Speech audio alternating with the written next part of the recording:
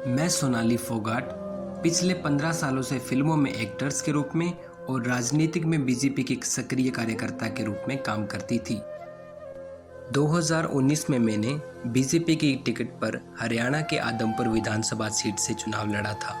इसी चुनाव के दौरान भिवानी में मेरी मुलाकात सुधीर सागवान और उसके सुखविंदर से हुई। इसके बाद सुधीर सागवान मेरे लिए पीए के तौर पे काम करने लगे थे, जिसके बाद मैं सुधीर सागवान और उसके दोस्त सुखविंदर पर बहुत ही विश्वास करने लगी थी। साल 2021 में मेरे घर पर चोरी हुई थी। ये चोरी सुधीर सागवान ने ही अपने दोस्तों के साथ मिलकर की थी। किसी को शक ना हो इसके लिए उसने मेरे घर से कुछ नौकरों को हटा दिया था। तब से मेरे खाने पीने की व्यवस्था सुधीर सागवान खुद करता था। 3 महीने पहले सुधीर ने मुझे खाने के लिए खीर दी थी। खीर खाने के बाद मेरे हाथ पैर कांपने तक लगे थे।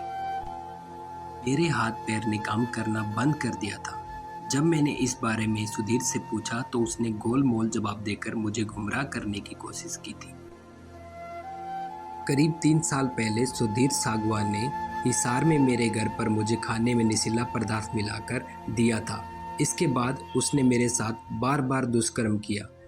उसने इसका वीडियो तक भी बना लिया था। इसी वीडियो से वो बार बार मुझे ब्लैकमेल करता था। कहता था कि अगर इसे वायरल कर देगा। सुधीर धमकी देकर जो चाहता था वही मुझसे करवाता था।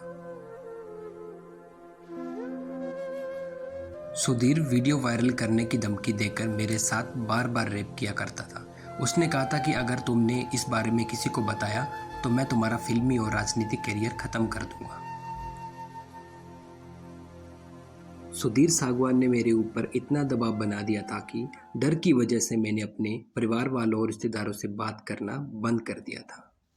सुधीर सागवान ने अपने दोस्त सुखविंदर के साथ मिलकर कुछ भी गलत कर सकता था। 22 अगस्त 2022 को मैंने अपने छोटा जीजा अमन पूनिया को फ़ोन किया। उन्हें बताया कि सुधीर खाने में मुझे कुछ मिलाकर दे रहा है, जिससे मेरे शरीर में बेचैनी और घबराहट बढ़ रही है। उसी दिन मैंने माँ से बात की थी। यही बात मैंने उन्हें भी बताई थी। 23 अगस्त 2022 को सुधीर सागवान का मेरे बड़े भाई के पास फ़ोन आया। उसने बताया कि तुम्हारी बहन सोनाली फोगाट की फिल्म की शूटिंग के दौरान मौत हो गई है।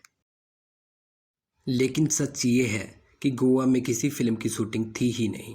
सुधीर सागवान और सुखविंदर ने मेरी संपत्ति हड़पने के लिए राजनीति षड्यंत्र के तहत मेरी हत्या की। इस हत्या में सुधीर सागवान और सुखविंदर के अलावा अन्य दूसरे लोग भी शामिल हैं। इन्हें सख्त से सख्त सजा मिलनी चाहिए।